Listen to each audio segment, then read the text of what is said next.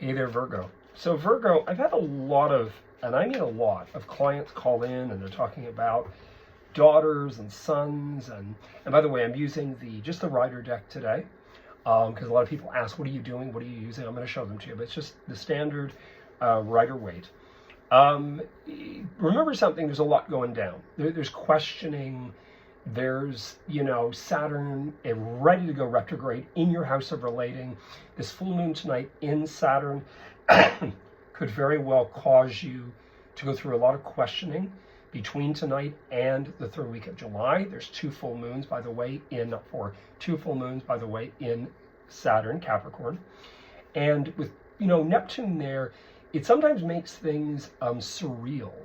That Neptunian energy to me sometimes is far-fetched. I always think Liz Taylor when I think of Neptune.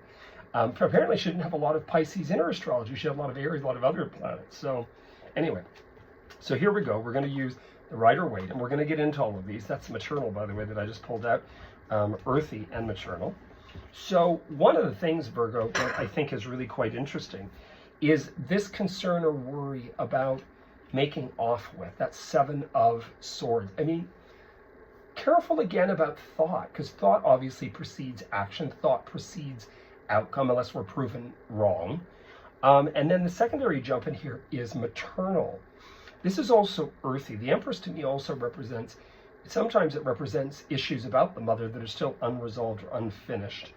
It can also represent the fact that you're going to be working on some things in your own life. Then you've got the Strength card in here, which I think is quite interesting, because I would say that there's going to be some courageous events ahead. And I'm going to tell you something. You have nothing in here about fighting. You have nothing. I mean, a lot of Virgos have had readings. A lot of people that have Virgos in their lives have said, oh, they've got to stand up for this. I don't really know that I believe that or agree with that.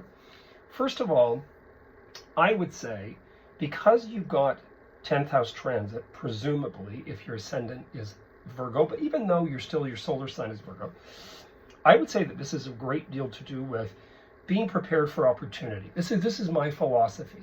Exactly 12 years ago, and I have it in my second house, but exactly 12 years ago, opportunity had presented itself, and I had found out when it was in Leo. Affecting Leo. It was in Leo, yes, affecting Aries, which is my house of career, 10th house. So I would just say, be aware of what you say. This can be taken seriously or actually seen as emotionally, I don't want to say irresponsible. It's not irresponsible.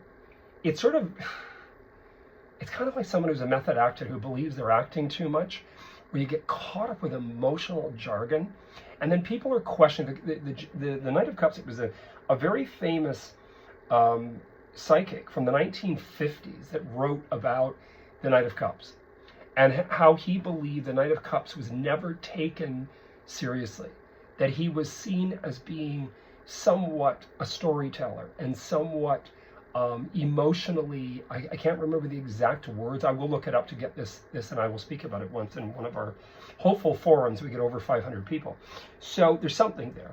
And then you've also got this element, which is this Leo, Sagittarius, or Aries.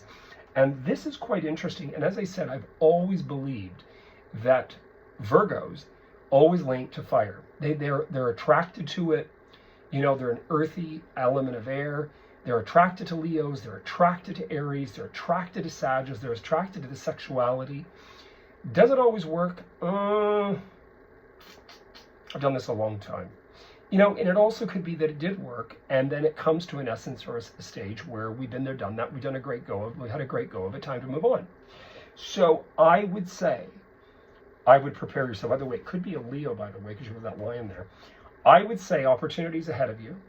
Could very well be about a lover. It could just be a lover too, and you don't make it anything more than being a lover. You're shagging somebody. I would say opportunities ahead, Virgo. Don't fool around. Don't goof around, I mean. Be very focused. That Knight of Cups also means being able to sell a vision. You get the job interview. You get the actual, the actual acting interview. Somebody says, same. We need somebody. So please be focused in regards to all of that. Anyway, you heard it here first. We'll get back next week with also the weekly for the following week. But hopefully Tuesday, Wednesday, I'm going to get the monthly for July up. So please look for that. And please subscribe, hit the bell icon so you know that I've uploaded. And please pass this around so we can get this really going, that I can actually do some open stage scenarios like this where people actually write in and I can answer some things, because I really love doing that. I've studied acting for years. Anyway, I wish you guys all the best. You have a great one. You heard it here first. And I am available for readings. And I'm going to put that with this when I download this. Cheers.